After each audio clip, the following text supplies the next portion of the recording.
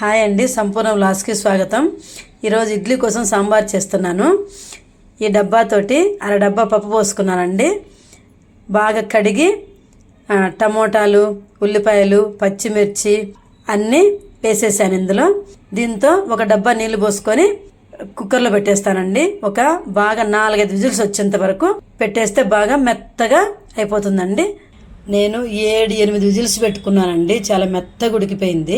కొంతమంది ఏం చేస్తారంటే 5-6 విజిల్స్ పెట్టుకుంటారు, మిక్సీలో వేసేసుకుంటారు.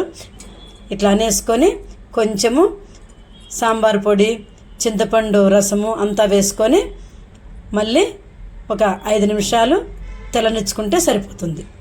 ఇదిగోండి, గిన్నె పెట్టుకొని కొంచెం ఆయిల్ వేసుకొని ఆవాలు, జీలకర్ర, ఇంగువ వేసి బాగా వేయించానండి. ఇప్పుడు కొంచెం కరివేపాకు, ఉల్లిపాయలు వేసి బాగా మగ్గనియాలి. ఇదిగోండి, ఉల్లిపాయలు బాగా మగ్గిపోయాయి. కొంచెం చింతపండు రసం వేసి మగ్గిస్తే చాలా టేస్ట్గా ఉంటుందండి. ఇదిగోండి, ఉల్లిపాయలు కొంచెము మెత్తబడ్డాయి. ఇప్పుడు ఈ పప్పు కట్టు పోసేసుకోవాలి.